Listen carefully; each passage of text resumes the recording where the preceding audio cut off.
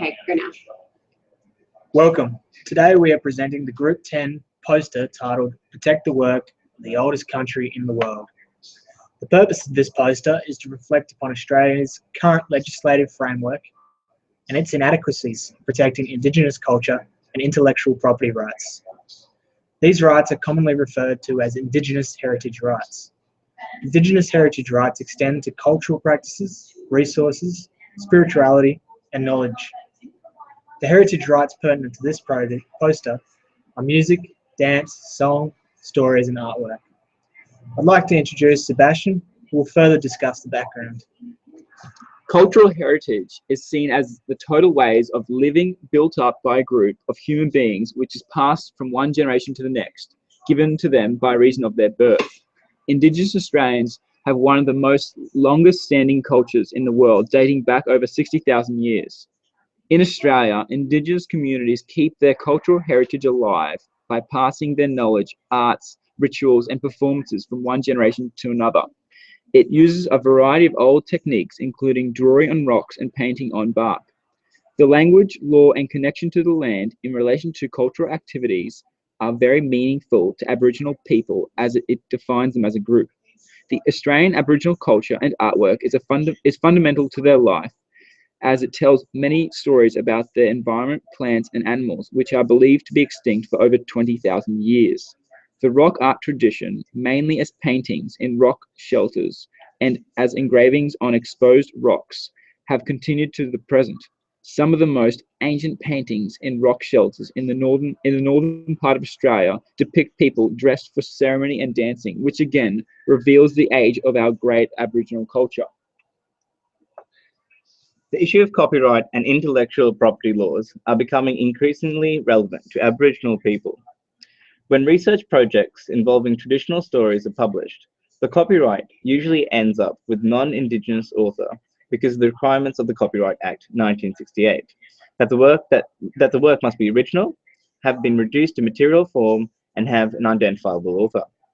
The Copyright Act, as it stands, is unsuited to protecting Indigenous culture because it is focused legally on individualistic commercial concepts rather than notions of communal ownership or the cultural integrity of the work.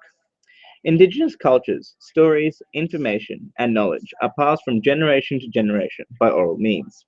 Generally, under the Copyright Act, once these stories are published in books and other documents, the person responsible for translating the oral story into written form is recognized as having copyright over the text.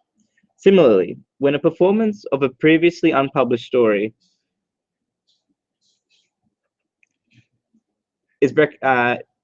or dance is recorded on film or audio tape, the maker of the recording is acknowledged legally as owning the film or tape. In this way, copyright only protects the material medium rather than the idea or concept. I'll pass it on to Claire to further this point. To exacerbate the problem, copyright periods, as per the Act, have a limited duration, which again conflicts with Indigenous cultural heritage, where ownership is essentially infinite. Indigenous people have been victim of unethical practices, such as paying the artist unfairly, selling fake art, falsifying the creator of art, no royalties or recognition for artworks. Provision is made within the Copyright Act for the existence of industry codes of practice to protect copyright.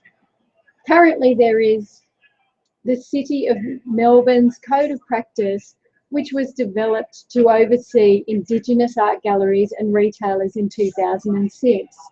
On a national level, the National Indigenous Art Commercial Code of Conduct and Associated Ethical Trade Strategies of 2009. Whilst these codes serve as building blocks, they are not adequate to protect Indigenous cultural material in a mandatory or comprehensive manner. Now on to Jesse. For quite some time, the protection of Indigenous cultural and intellectual property in Australia has been a contentious legal and access to justice issue identified by government and numerous investigative reports. In particular, the intricacies of the acknowledgement of communal ownership of Indigenous arts and material and its subsequent exclusion from the Copyright Act as it stands.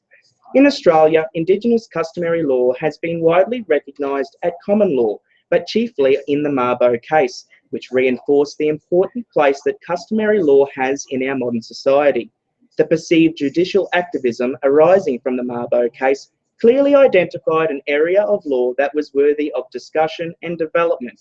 However, this has not yet translated to the statutory protection of Indigenous cultural and intellectual property. In fact, amendments have been proposed to the current Copyright Act that sought to recognise communal Indigenous intellectual property but have failed to gain support. However, a clear contradistinction is that under the Copyright Act, material is protected, subject to it being original, has material form, and has an identifiable author. As a result, the law does not currently extend to the communal ownership of traditional Indigenous stories and ideas, which are central to the Australia Aboriginal culture. Now on to Karina. In order to progress this area of law and initiate change, there are a range of options available. Firstly, contact your local MP to discuss the issue. Community support and discussion is a great way to promote legislative change in the area. Secondly, we must acknowledge cultural heritage and customary law in order to move the issue forward. Incorporating traditional Aboriginal culture in the community will encourage others to support the cause. Another way to help is to develop an informed opinion through education. The Our Culture, Our Future report provides an informative and accurate explanation of the issues faced by Aboriginal artists. We must also look at setting up community legal centres in order to educate Aboriginal artists about the current laws and how they can best protect their artwork. Finally, to join the cause and help support legislative change, log on to a website such as change.org and start a petition. Encourage like-minded people to support your petition and again discuss it with your local MP. If we generate interest and promote legislative change, we can finally provide the support needed for Aboriginal artists and their work. Lastly, on to Nathan. In conclusion, we'd like to reiterate the need for more focus on Indigenous culture and intellectual property rights in Australia.